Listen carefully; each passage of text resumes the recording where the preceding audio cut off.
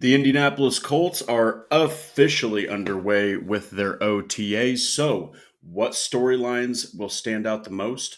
Who will rise up where needed? And which stories are you, the fans, looking forward to the most? Well, let's talk about it. Welcome to the Horseshoe Huddle Podcast, presented as always by Indianapolis Colts on SI.com. My name is Drake Wally, co-host of the show and deputy editor for the site. And of course, I am joined by none other than the one and only Noah Gebert, analyst for the site and fellow co-host of the show. Noah, we're finally getting to something that is a good substance to talk about. And there's a lot of storylines every year for every team that comes out of OTAs because it's where really the first preparations for the regular season start. Of course, for the Colts, there's a couple big ones. There's some smaller ones, but this is a football team that, especially given what happened with Jim Irsay and everything, now there's even more added motivation to succeed this year. How are you doing, man? How's the week been? And what do you think about, what we might see here in OTAs? Because there's a chance it could be a dramatic one, to say the least. Yeah, feeling good. Hope everybody's feeling refreshed after the Memorial Day break, long weekend, and then a break from the show this past Monday. But yeah, getting back at it right as the Colts are getting back into the facility. I think that kind of snuck up on both of us as we were talking before the show, Drake. It's hard to keep track of all these off-season dates. They're finally back in the building. It's fine. It's good to get the entire team back together in team like 11-on-11 settings for the first time with these rookies. Helmets on, it's not padded or anything, so you're not going to get the full spectrum of all the observations that you're going to get eventually when training camp rolls around. But yeah, good to see the team as a whole together in a team setting here for the first time and see kind of how things mesh. But yeah, this episode you brought up this topic of the biggest storylines that we're going to be looking out for. I think it's a perfect time to hit them because it's the first time we get to see all these things in action. We're not going to get answers, obviously, to a lot of the questions that we're going to be presenting on the show until the end of training camp and when the preseason is finishing up. So, but it's good to get a head start on this and see where we're at, see what we're trying to get answered. Yeah, and again, this is a football team that look, they've given their general manager an eternity. It's not often in the NFL that and maybe some of that was Jim Irsay. Who knows? But it's not often in the NFL that you have mediocre team after mediocre team, no playoff appearances, no divisional titles, and you can sit there saying you're entering your ninth year as general manager.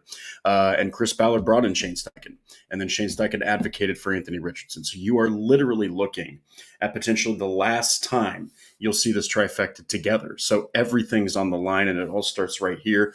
As everybody kind of comes in here, Tracy or DSG, it's going great. Tracy, Teresa Willis Johnson, thank you so much, guys. Everybody's already starting to come in here and check the show out, of course, before the Pacers potentially go to the freaking NBA Finals. So big night. Try to get out of here so everybody can see them kick the crap out of the New York Knicks and send them packing after 5 games. So, but yeah, we'll go ahead and we'll dive into the one. Typically, we'd like to save this one for last, but It's been. I've wrote about it so much I can't stand it anymore. But it's Anthony Richardson and Daniel Jones. Now we will take some time with this one just because of how much is on the line. When you're talking about the future, we were just mentioning the future of this team. It is really like 75 to 80% dependent on what happens right here. Yeah. And both of these quarterbacks have so much riding on their careers, which I think is one. I mean, the Colts had slim pickings, right? But I think this is one of the reasons they brought in Daniel Jones is because it's like, this dude hasn't played very good at all. And he's at the last leg. He gets cut by his team. Yep. He's a backup in Minnesota. Then Richardson gets benched. He looks awful. You're looking now, people are starting to use the 4-letter word no one wants to hear is bust. So what are your thoughts on this competition? I know we've talked about it over and over, but it seems like there's always some new little thing that pops into our brains about this competition because everything's riding on these two. Yeah, this is kind of the level of competition you were expecting for them to bring in for Anthony Richardson. I think really anybody above the line of Daniel Jones would have been a little bit too expensive for them to bring in. You mentioned him not having a ton of success, but that's good for the Colts. If he did have a ton of success, they wouldn't have been able to bring him in, right? It would have been a guy like Sam Darnold who priced himself out of the Colts market. I know there was a lot of buzz about Sam Darnold potentially being a target in some Colts fans' minds, but I don't think that was ever the reality of the situation. They were more often than not going to go with somebody in that price range around that Daniel Jones level. And I think still has had enough success in the NFL to warrant an actual competition with Anthony Richardson here. But yeah, I mean, we're not going to get the answers that we're looking for here in OTAs, but it's interesting to see just the stat lines that were being read off. I know we don't want to get into OTA stats. I don't think we want to get too far into the weeds with stuff like that, because you're always going to be digging too deep into these stat lines looking for answers when they're not really providing anything. But I think based off of the stat lines that were being reported today, this is kind of probably going to be a theme that you're seeing throughout this quarterback competition, throughout OTAs this week, next week, when we get into training camp, when we get into the preseason. We're probably going to see a little bit higher clip of completions with Daniel Jones than we will with Anthony Richardson, and you're just going to have to take that with a grain of salt, knowing that this is a non-padded practice in an environment where I think Daniel Jones is more apt to shine than Anthony Richardson is, with his physicality, his ability to evade sacks in the pocket, extend plays, and just his threat as a runner. I don't think you're going to see that showed off very much here in OTAs, but Daniel Jones gets the early chance here to show what he's got. Yeah, and by the way, Camacho Joe, it's great to see you here. Thank you so much for joining. Yeah, right now, and Colts fans might not want to hear this, but two things. Number one, Daniel Jones is the more starter-ready quarterback right now. He is and it's not because he's more athletic, because he's not. No quarterback in the NFL outside of maybe Lamar Jackson is more athletically gifted than Anthony Richardson. Okay, so it's not about that. It's that he can complete the short passes. He can complete the medium passes. He doesn't have the most ridiculous arm, but you know what? He's probably potentially more accurate than Richardson is on more deep ball attempts. Yes, Richardson hit that God-given throw against the Texans last year, but man, that was one throw, and he's got to potentially get better at the gimmies. So the other thing is, there was a video that surfaced of Richardson at OTAs, okay? And he was throwing some balls. He's only got a helmet on.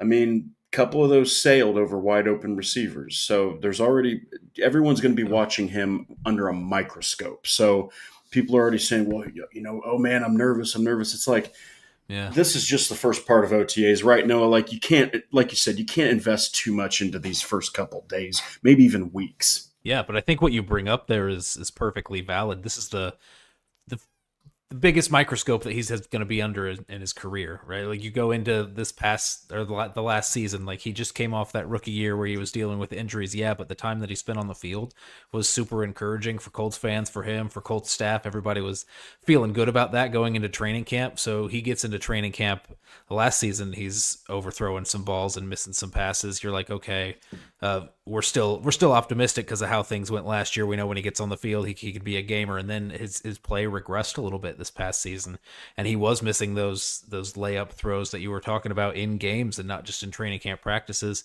So I mean, you just have to go through that whole season with that being a continuous issue with Anthony Richardson and the consistency not being there, not being able to drive the offense in a way that'll be able to get it going. It was just thriving on deep shots. The offense was with Anthony Richardson in the game. It was running the ball in deep shots, and that was kind of all you had. And you want to add that intermediate game, that short passing game. So you talked about this at the beginning of the show, that 4-letter word, a bust. You don't want to say that yet, but I mean, it's obviously going to be on everybody's minds when you're getting to this point here in year 3. So he's going to face some pressure that, I mean, you throw a 21-year-old kid, the 4th overall pick in the draft, coming in to be the expectation to save this franchise and be the franchise guy. Yes, that's pressure. But then you have 2 underwhelming seasons where you're dealing with injury, you're dealing with inconsistent play, and you're going into year 3. You've got somebody in to replace you. This is a different kind of pressure that Anthony Richardson hasn't felt to this point in his career. Yeah, and very brief, this is a great comment from Tracy. It's a very good talking point. I still don't understand how he can be a bust so early with so few attempts. So a couple things. Number one, he's not a bust yet. Number two, there are so many different ways you can be a bust. Mm-hmm. And you could be a phenomenal football player and not be able to stay healthy. You could be a crappy quarterback. And I mean, this is no offense to Daniel Jones. Daniel Jones has not been very good, and he's been able to stay healthy outside of the last couple seasons. Here is just the honest to God truth. Richardson was benched because he tapped himself out of a game. Richardson then follows it up with, I was tired. I ain't going to lie. There's been questions on how hard he's working. Okay. There is not good on field play. Yeah. He has not been able to stay healthy. He turns over the ball constantly, and he did last year 9 fumbles, 12 picks to 14 total touchdowns. So I'm just going to say it like it is. He has exhibited every single one of those things, not one or the other. Everything that qualifies a quarterback to be a bust, Richardson showed last year. Yeah. He did. So it's Yeah. like, Yeah. go ahead. Yeah, and Yeah. those things you mentioned, you were rattling them off. I mean, I think the tap out, the work ethic concerns, everything like that. I think that can be forgiven if you have the Yeah. play on the field to back it up. But he just didn't. He wasn't consistent enough. You see the splash plays. Obviously, I'm not going to argue that he isn't capable of making some incredible plays. I've talked at length about I love his ability to evade sacks in the pocket and his feel and being able to escape. Just wish he could do more with those plays, and I wish he could do more within the structure of the offense. So yeah, I mean, you get the benefit of the doubt when you're putting a product on the field that can justify you being the guy. But when you've got that play lacking, and it's like the root of that is because of maybe those work ethic concerns and other things that are outside of just those 60 minutes on the field every week, then yeah, you're really looking at an uphill battle to kind of regain the trust and to prove yourself as a franchise guy. Yeah, and one last thing, and then we'll move on here because we do have 6 other points.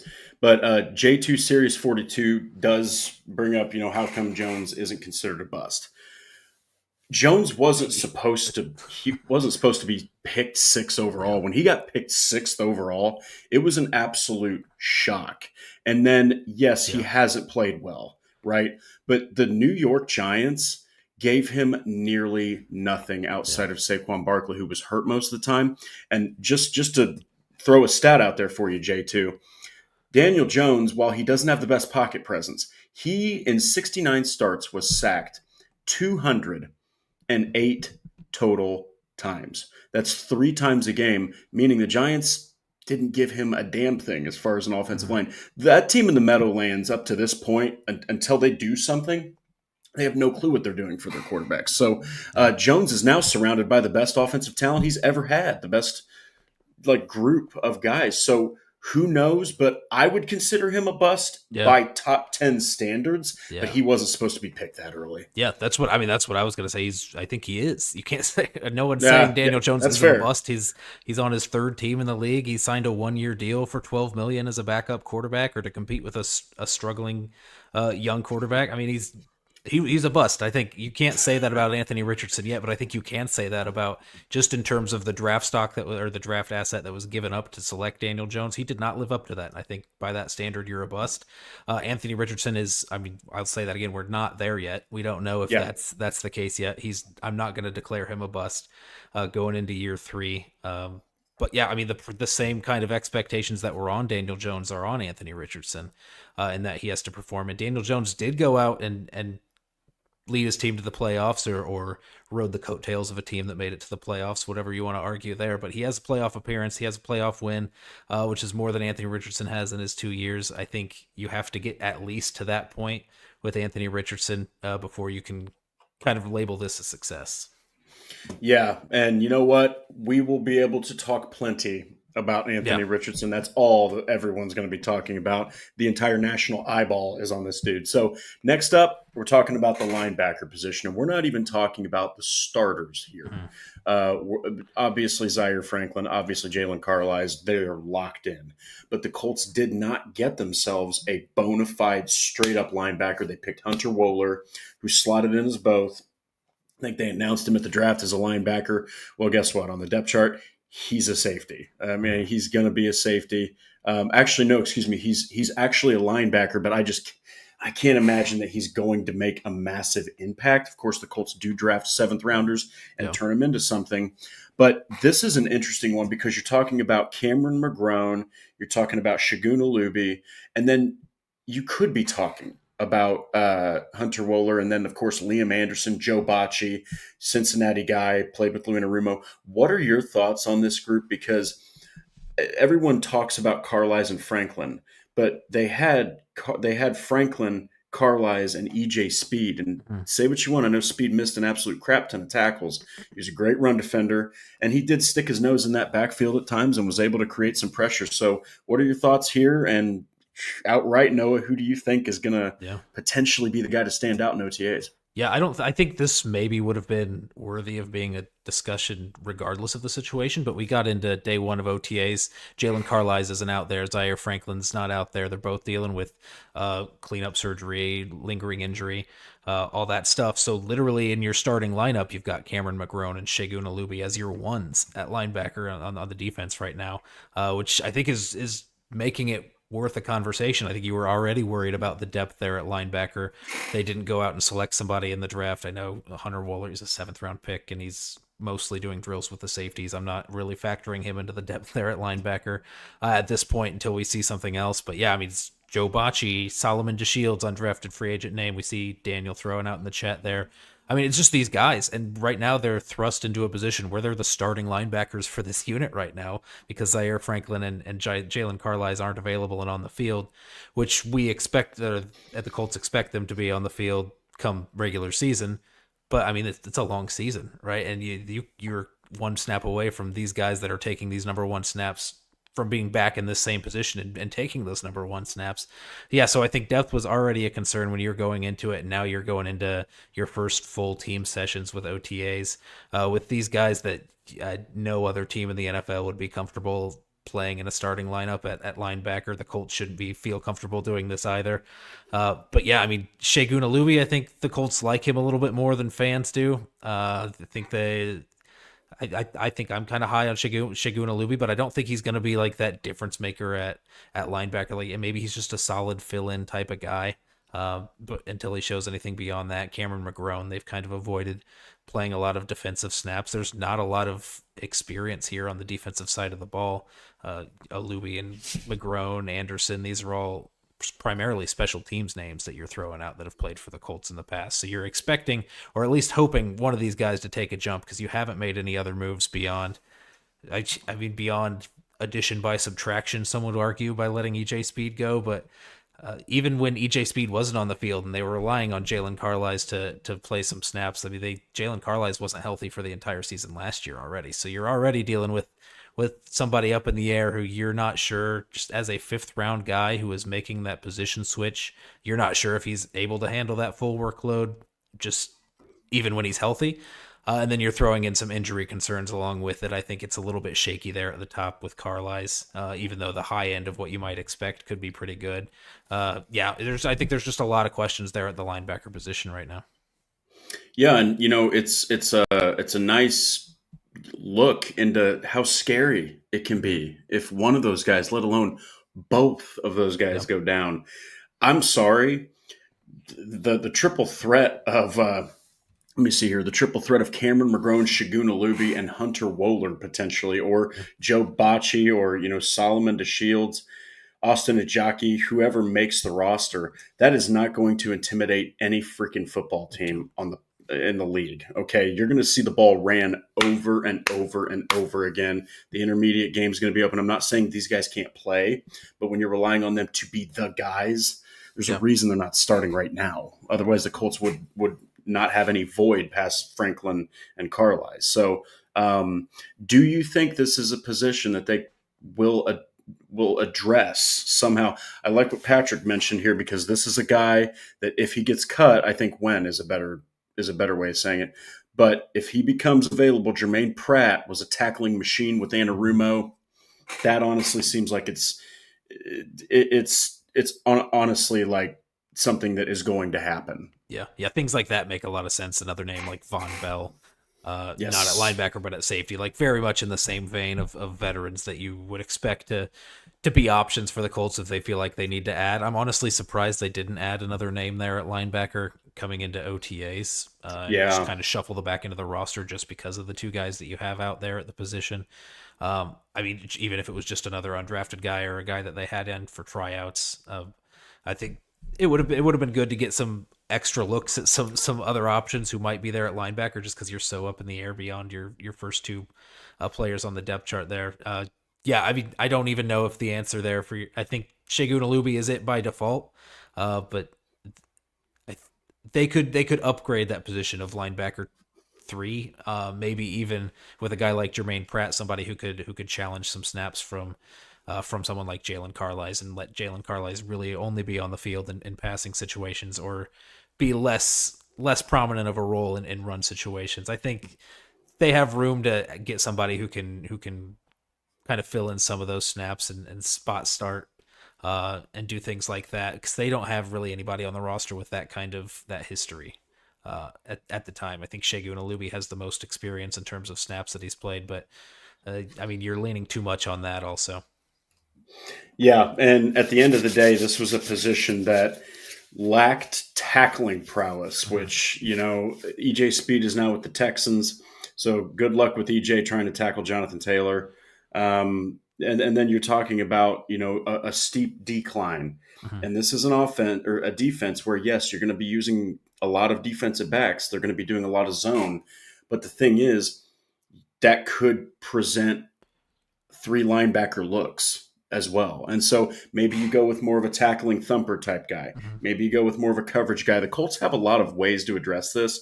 I foresee them doing it somehow through signing somebody who's cut, through free agency. The free agents, Don't forget, people, it goes all year until, heck, it even goes into the regular season. So I decided to switch up this next one. We're going to go ahead and talk about this one because the next subject is so much more fun. But this is interior offensive line reps. So we're talking about not Quentin Nelson. All right. Quentin Nelson, 7-time Pro Bowler in 7 years, 3-time All-Pro. Don't worry about that guy. We're talking about Matt Gonsalves. We're talking about guys that might back him up. Dalton Tucker, Danny Pinter, Josh Sills. Maybe you can move some of these other guys around. So this is not a sexy position, but because Will Fries was so dominant and he looked so good, this is something you have to talk about. And guess what? You also have to talk about center because Tanner Bortolini, he didn't really play too much last year, looked promising, but he did struggle as a rookie does. What are your thoughts on Matt Gonsalves, Tanner Bortolini? And then one more question, the depth behind both of those guys. Mm-hmm. Yeah, you shuffling these two topics around really makes me realize how boring of a heading that interior offensive line reps actually is. Like nobody is really interested in that, but I thought I know the chat is losing it right now over this. We want to hear about the interior offensive line. Yeah, but I think it's a fair question because I think that's the biggest question mark there that you have outside of quarterback on the offense. Is you've got guys like Tanner Bortolini and Matt Gonsalves being thrust into roles just because of the losses that you had on the offensive line in the offseason. And the Colts have been so consistent in keeping their guys together on the offensive line. This is the first year that it's going to be that huge churn of guys and a huge amount of starting reps has to go to people who haven't had them yet. And Tanner Bortolini did well in his time playing on the field, starting last season.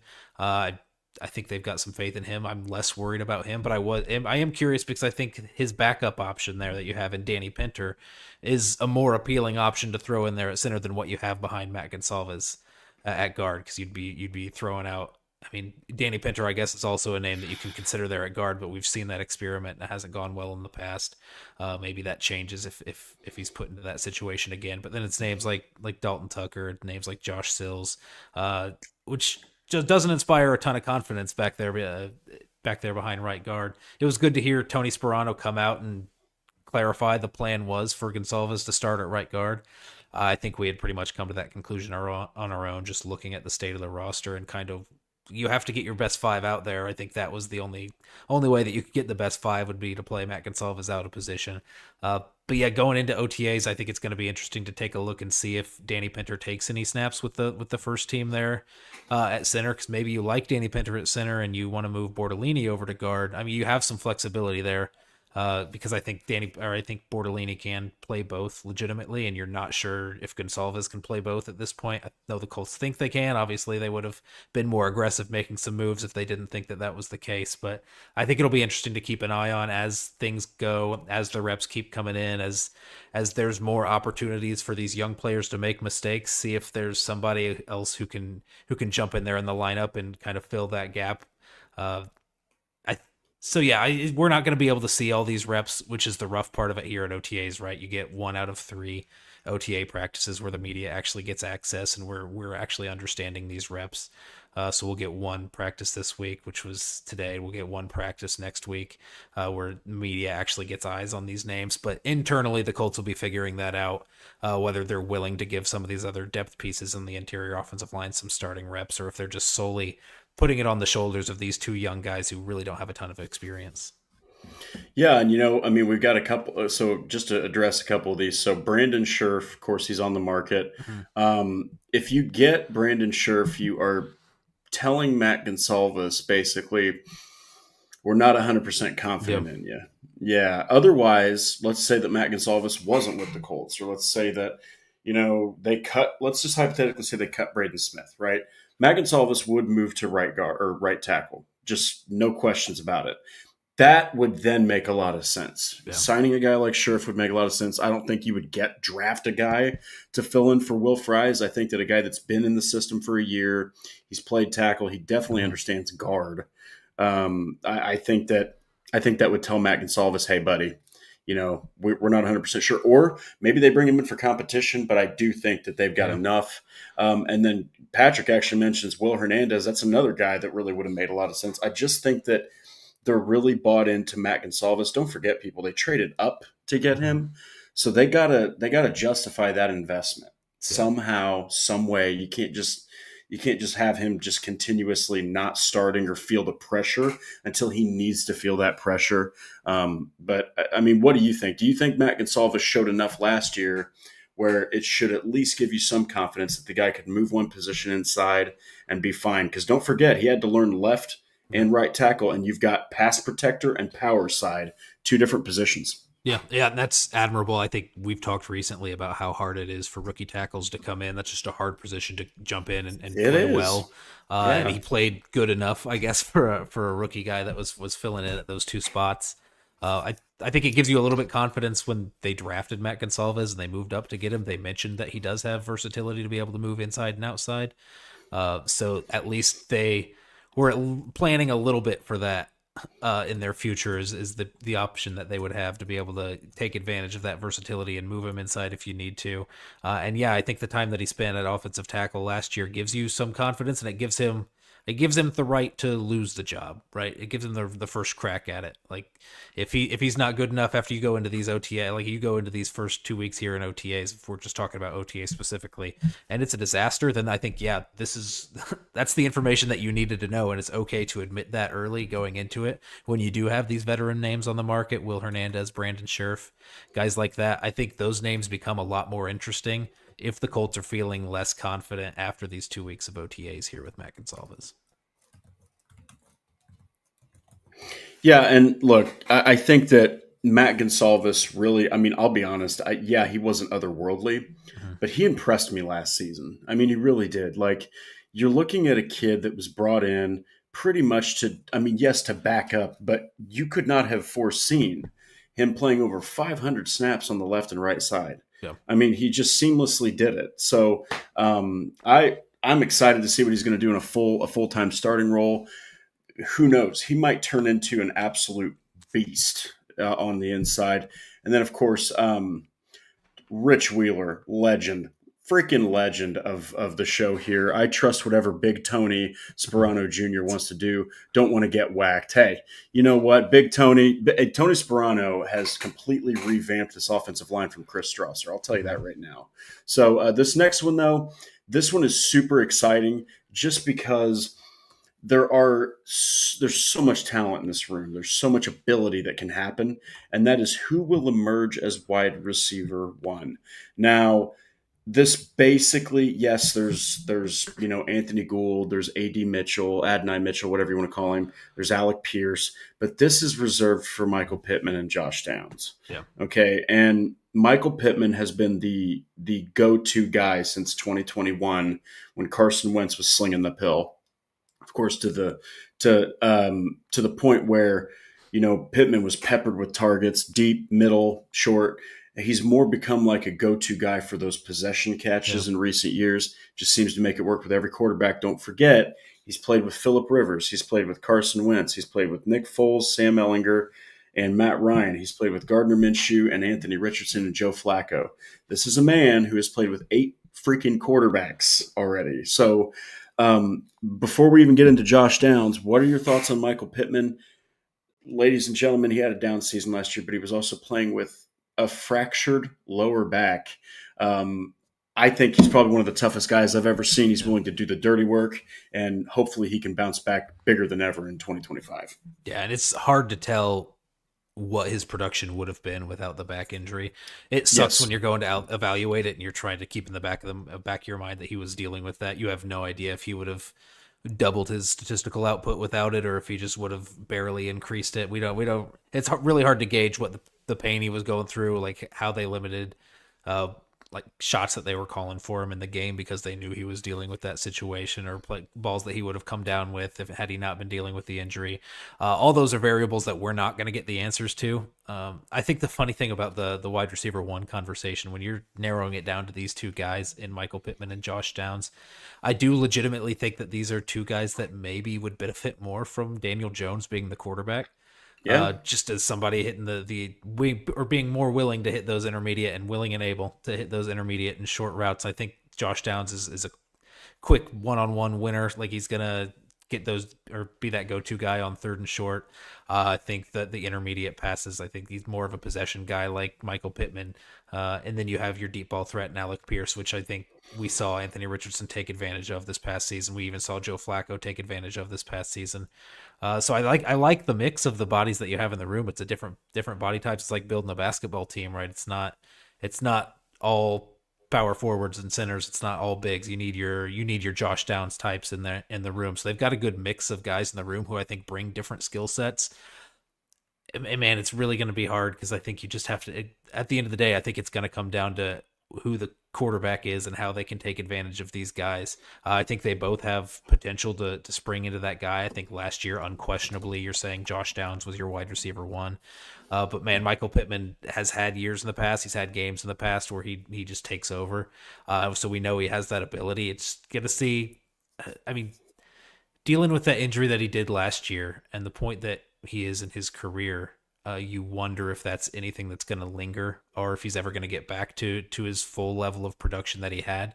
I would bank on more likely than not he will, but always in an NFL player's career, you have to take into account the effect that injuries have had throughout a career and how play can diminish over time.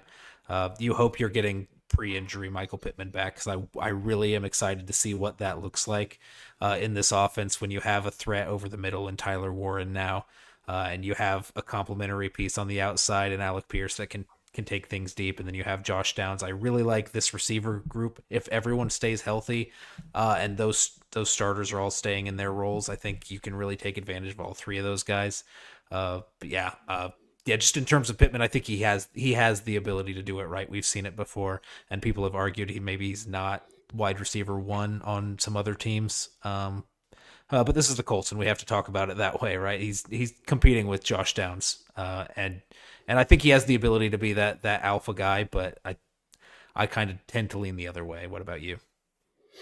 I don't think that Michael Pittman, I think that Pittman was pretty much the one and only guy to dominate the targets, Yeah. until Josh Downs comes along.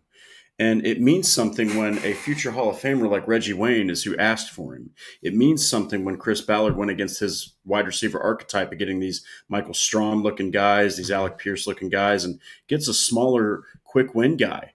And I do think that Josh Downs has started to really ramp up his production. Keep in mind, he led the team in catches last year, and he still missed 3 games. Mm-hmm. So I think Michael Pittman, Patrick's comment here, boy, this is a deep cut. Dante Moncrief took over some games too, but T.Y. Hilton was the consistent guy. That's Pittman versus Downs. I don't know about the Moncrief-Pittman comparison, but I do agree with where your head is at with that, right? Like Josh Downs, man, you look at the tape. First year he's in the league, he's mostly that quick win guy, and he's got some yards after catch ability. Second year in the league, he's starting to catch balls downfield. He's beating guys on deeper routes. He's beating guys on intermediate short routes, screens. he's just a weapon. And he might be possibly one of the most overlooked receivers. Now, I'm just going to provide some statistics real quick. And like Noah said, when it comes to Michael Pittman, because that's the guy that we're talking about right now, and it also applies to Josh Downs, I think more so for Pittman, though, because he is not a receiver that is going to separate as much as Josh Downs will. Yeah. And he's not as good of a route runner as Josh Downs. Pittman is a strength guy who is just he's going to get that football. But here's the problem. Let's say Richardson starts. Richardson played 11 games last year. Of course, 2 of those were shortened against the Steelers and against the Titans in Week 11. This is a man who eclipsed. You can't really put those shortened games into a factor here. Yeah. He eclipsed 50% or 50% completion or more 2 times. Actually, excuse me, 1 time, and that was against the New York Jets. Every other game, 44.7, 50, 39.3, 31.3, 41.7, 50, 50, and 47.4.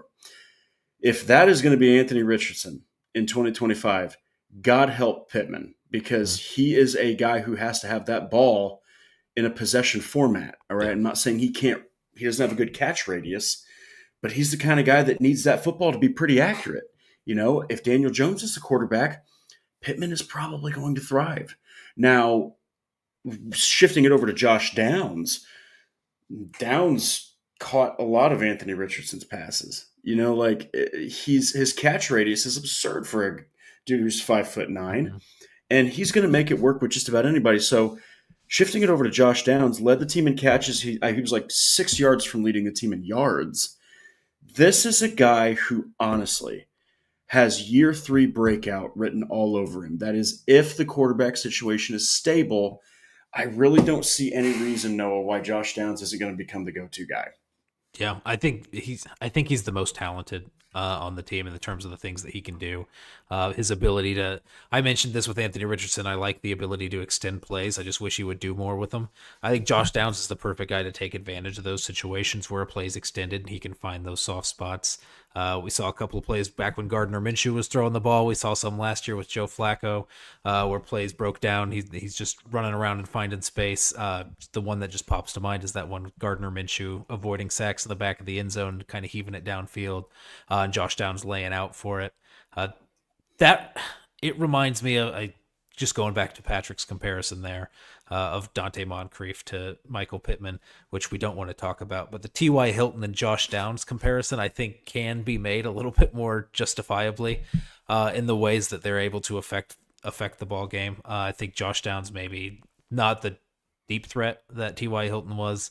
I think maybe he could be used in some similar ways in that sense. But I think, just winning quick off the line, being an improviser back there beyond the line of scrimmage for your quarterback. I think those are ways that he can thrive. I just really want to, because I think Anthony Richardson could really make some things happen with him in that sense if he can learn to keep his eyes down the field while he's extending those plays. But I think the ceiling's a little bit higher there for Josh Downs. He was already wide receiver 1 last year. Of course, the caveat with the injury there on Pittman, but I fully expect a progression from Josh Downs, and I don't know if I expect that from Michael Pittman as much. Yeah, and look, we'll end this conversation with this. We're not saying Michael Pittman can't make it work, right? Yep. We're not saying he's not a talented receiver. We're just saying that Josh Downs might be a better weapon and has just more ways to make you pay. And Teresa Willis Johnson sipping on something interesting tonight, Pinot Grigio. So we'll have to see. I don't know how much I'm going to drink Pinot Grigio on the show. It's a little bit disgusting, but I figured I'd give it a try. It's low carb. Low carb, baby. Low carb. Got to keep the pounds down for the summer. But yeah, that's a great conversation. This one's a tough one to have. But it is, can Juju Brents earn a role? And notice, we did not put starting role. Yeah. We just meant role. Like all together, because now you're dealing with Justin Wally. And so the depth chart looks like this right now. Of course, we won't even factor in nickel. There is a good chance that Justin Wally plays in the nickel. But if we're talking about left corner outside, right corner outside, you're talking about Jalen Jones on the right. You're talking about Sam Womack, Corey Ballantyne, going to be more of a special teams guy. But on the left side, you've got Charvarius Ward, Juju Brents, and David Long Jr. Now, Brents has the skills to have a role, but Noah said something incredibly profound in one of our past episodes. Juju Brents fit Gus Bradley's scheme. Mm-hmm. Okay. He wanted those long, rangy zone guys. Juju Brents does not fit Lou Anarumo's scheme. Anarumo favors the speed guys. He favors the guys that are sticky as hell in coverage, aka Charvarius Ward, who he is tasking literally with covering guys like Nico Collins and Tyreek Hill all game, all day on a weekly basis. So, what are your thoughts on Juju Brents? Because honestly, given the injuries, given the fact that he doesn't fit this scheme and Anarumo didn't campaign for him, this could be a really weird year where he's got to stay healthy and he's got to perform like a second round pick. Yeah. I mean, the more I look at the depth chart, I think the bleaker it looks there for Juju Brents. Earning a role, I think I mean, that's just borderline that's what it comes down to. You're not talking about a starting role at this point. I think maybe it's in the cards if he can outperform Jalen Jones, but I don't really see that happening. And then if you're keeping him as a depth guy, you want him to be able to play special teams, and he doesn't. And you've got two guys in Corey Ballantyne and Sam Womack who have excelled in special teams in the past.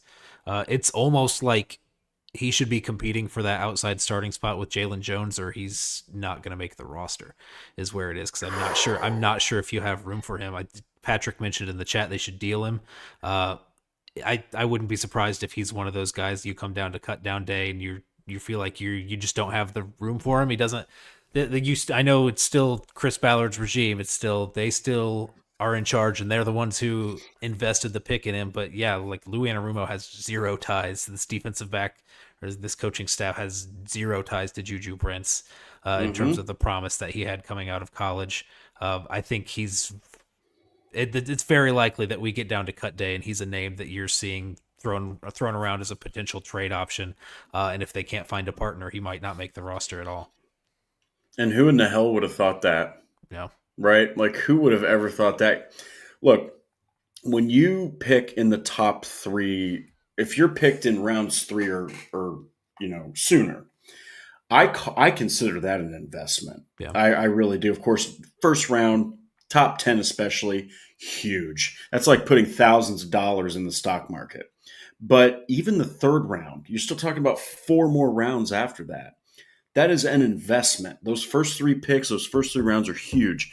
And Juju Brents was a second rounder. Mm-hmm. Josh Downs was a third rounder. So you're talking about Brents has played 11 games. And in that rookie year, yeah, he showed some promise, but he also barely got over half the season. So this is really sad, actually, because Brents has got skills. It's just, it'll be interesting to see if he fits this scheme. He doesn't have the speed. Yeah. I think that you saw that in 2023 when Nico Collins absolutely burned him alive on a 75-yard post touchdown. So this is going to be a very trying year for Juju Brents. I'm not saying a tough year. It's going to be trying because he has a massive uphill battle that I think it's more uphill than people think. Yeah, you know what I mean? So we'll have to see, but what are your thoughts on it? Yeah, I feel like there's only room for one of Jalen Jones or Juju Brents on the roster. Either Juju Brents is cornerback 2 or he's cornerback 5. If he's cornerback 5, I don't think he provides the value that you want in a cornerback 5 in terms of someone who can be out there on special teams all the time. And I just don't see him outplaying Jalen Jones for that spot. I think if you get through training camp, through these OTAs, Jalen Jones hasn't done anything incredibly stupid to sacrifice that starting job that he should have at this point, and he gets out of training camp in the preseason healthy, then it looks harder and harder for Juju Brents to be able to find a role. But I mean that can change, right? Like he has that high upside, right, of being possibly corner 2. He could go out there, be fully healthy. They could trust him enough to be a guy that can, if not start, at least be a guy that they would feel comfortable starting. and maybe that's worth rostering for them and you end up keeping 6 corners. You keep a guy like Sam Womack or Corey Ballantyne to be your special teamer guy, and then you keep Juju Brents. The numbers game is just going to be really tricky when you're getting in there and come cut day. If they're adding a guy like Von Bell in the secondary, then that's one more defensive back spot. I think Colts have historically almost always gone into the season with 10 defensive backs. So it's usually 5 corners, 5 safeties. Right now, I don't think there's really 5 safeties on the roster that are worth keeping on the final roster. So maybe you do expand that number at corner to 6, and Juju Brents gets that break there. But yeah, I mean, if there's any other additions at the defensive back room, like I think most people expect there to be at least at safety, then it's going to look even tougher for Juju Brents. Yeah, yeah. I mean, hey, at the end of the day, it's going to be really interesting to see where he falls because, like you said, it would suck so bad. But if they're confident in Womack and they're confident in Jones and they're confident in all those outside guys, and they're able to potentially fill in a depth spot, Juju Brents, dare I say it, he doesn't have a place on the roster. Mm-hmm. That's the thing that sucks. So we'll have to see. But I do like what Tracy Johnson said. You know, if you're going to deal him away, it's going to be tough to find some capital because his availability has been 11 games out of 34, not even 30%. Yeah, you're hoping on that prestige of being a former second-round pick nets you something. But yeah, I mean, when you're talking about cut day trades, you're very much talking a guy from another team that they were going to cut is the guy that you get back. It's not going to be, you're not going to get any draft capital that's worth mentioning. It's going to be a 6th at the most, more likely a 7th, or it's going to be somebody else who was on someone else's cut bubble. Yeah. Well, this next one is actually a bigger spot than what it might seem because, of course, you have Jonathan Taylor on the team. No one in hell is going to take that position away from him as RB1. We're talking about RB2. Mm-hmm. So you pick up last season, you had a complete void there. Trey Sermon and Tyler Goodson, not it. They give Sermon out. He goes to the Steelers. Goodson is the RB4. But you do bring in Khalil Herbert. You do draft DJ Giddens. Mm-hmm. That is going to be a battle that I think is going to be closer than people think. You've got a veteran, you've got a rookie. One is more dynamic than the other, but one understands the NFL better than the other. So what are your thoughts on this? Because this position is hugely important because you don't want Taylor out there like he was in Week 18 taking 34 carries in a game. Yeah, there's a lot of things that are going to come down to this. I think that number 1 role you're looking to fill is that Trey Sermon role we've talked about, which is sad that you need to have this guy on your roster when you have a guy like Jonathan Taylor, somebody who you can't have him out there on passing downs pretty much. He's not really a dynamic threat catching the ball, and he's an absolute liability when he's back there in pass protection. So I think that early slot to playing time there as RB2, what we would call it, would be that guy who can prove they're valuable as a pass protector that can come in on those third downs. But yeah, beyond that, you're looking for the most valuable runner, the most explosive guy there as a running back. It's hard to say that you give that to a 5th round rookie right out the bat. But I mean, so I think more than likely you're looking at a guy like Khalil Herbert being RB2 for the first couple weeks. As you get DJ Giddens more into the system, more comfortable, I think it is probably their intention to gradually increase that playing time that he's getting.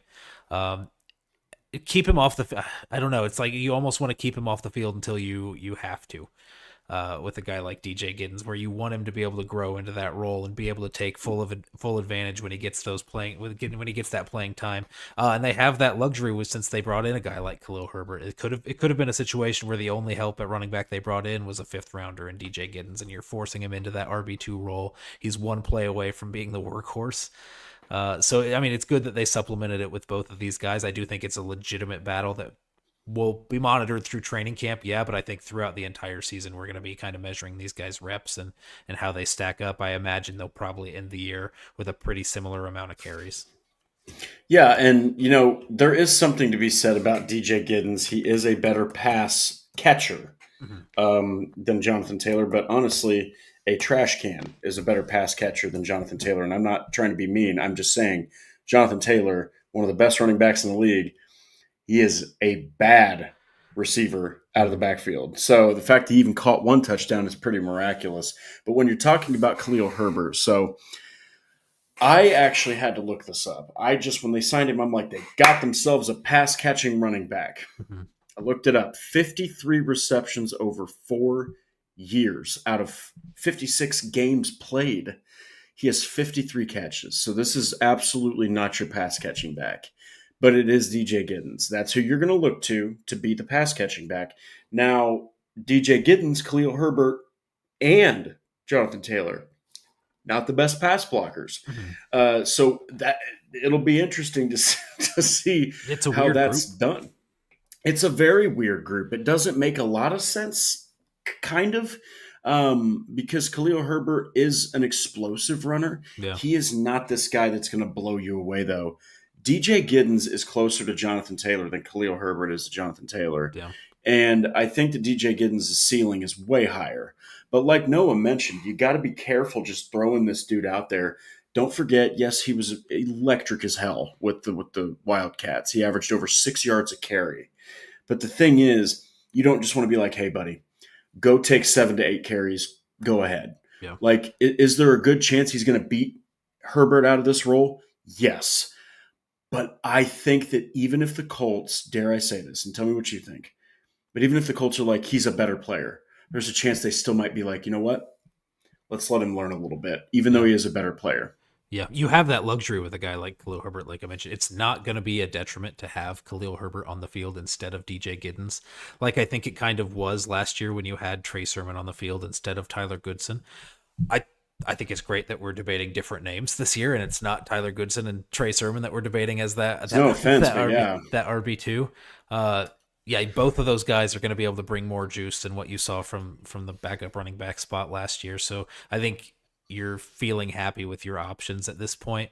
One, in that you've got a pretty low floor, or a pretty high floor in terms of the production you're expecting to get out of Khalil Herbert if you have to rely on him as running back too. And then you've got that higher ceiling there with Giddens. So yeah, I think you're just kind of playing it safe early on in the season, not throwing that rookie into too many compromising situations where he might not be able to handle it in terms of the workload that if he's taking all of the RB2 workload. I think, yeah, they're going to sprinkle that in. It's going to be running back 2A and 2B for a while until somebody really pulls ahead. And that's okay. That's perfectly fine. You know, I would like for them not to throw Giddens out there too soon and let him learn at least a little bit because, man, I really do think there's some potential there. I mean, you watch his tape. There's a lot of potential there. So this last one, it does involve the tight ends, but it doesn't involve Tyler Warren.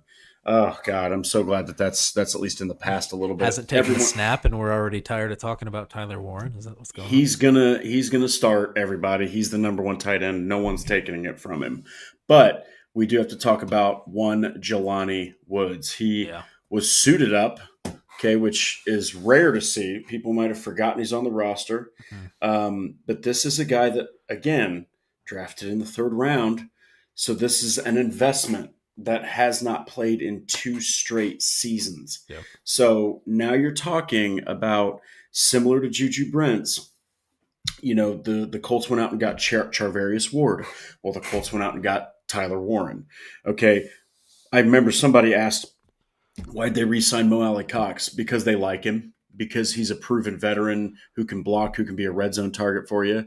And he's going to help a guy like Tyler Warren acclimate to the NFL. Drew Ogletree is your blocker, more athletic, more upside than Mo Alley Cox.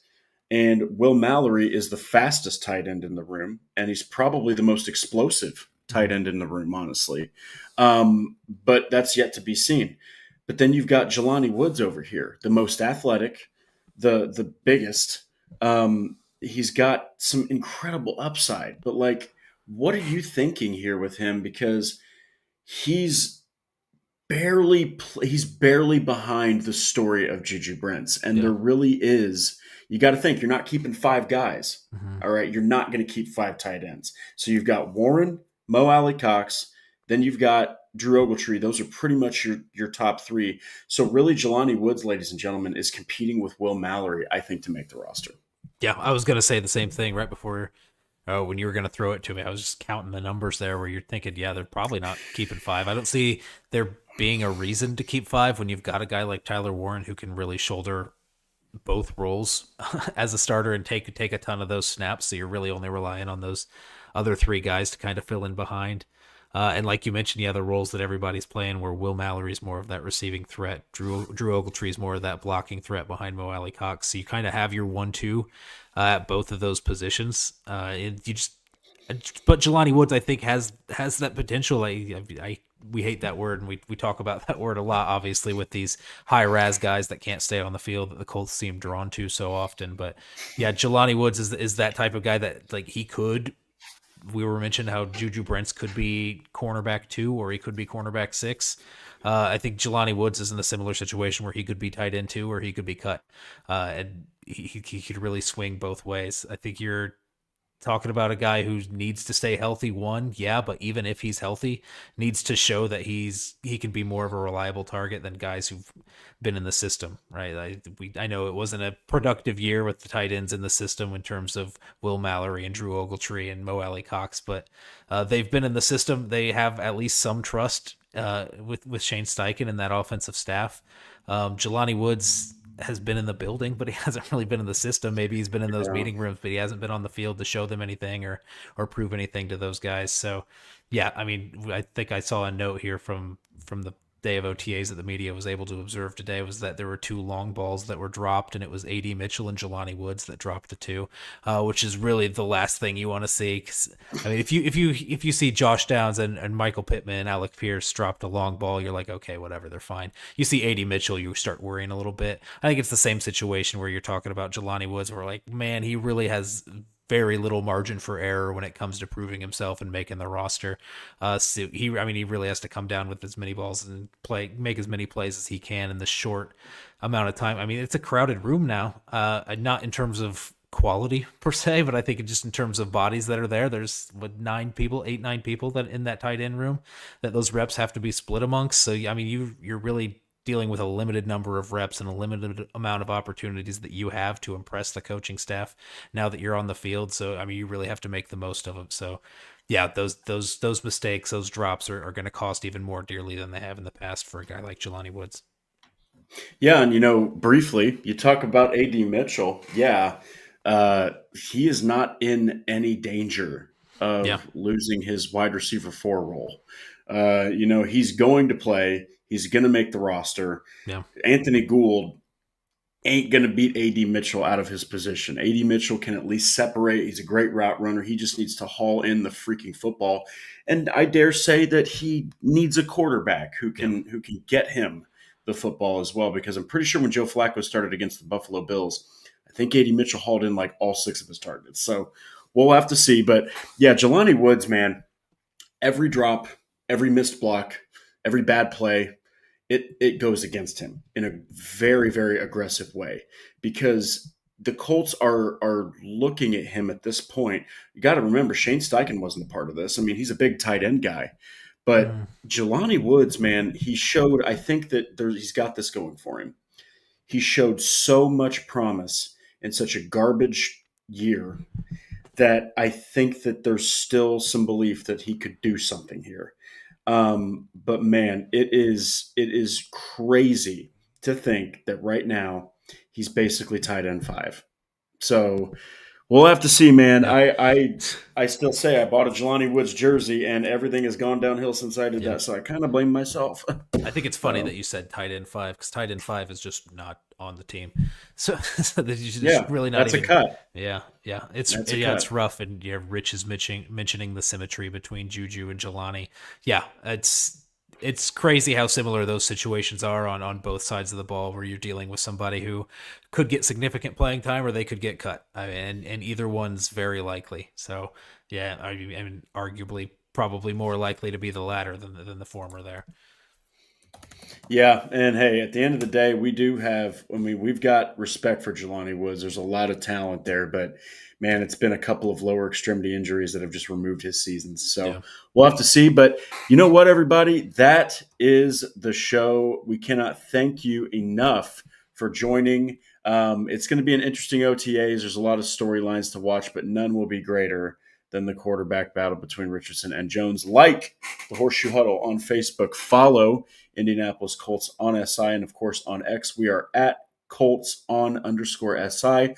Subscribe to the Horseshoe Huddle on YouTube and be sure to click that bell to turn on all notifications. You never know when we're going to have to break some news. If you want to listen to the Horseshoe Huddle podcast, great news. You can subscribe to us on Apple, on Spotify, wherever else you listen to podcasts. So, everyone, we really hope that you enjoy your Thursday night. It's going to be a wonderful weekend. I think that it's going to rain a little bit here in Indiana, at least in northern Indiana. So enjoy your weekend. Enjoy your Thursday. We will be talking to you guys again on Monday to cover more of this team. There's going to be a lot to talk about in OTAs. But until then, have a wonderful time, and we will talk to you soon. Yes, sirs.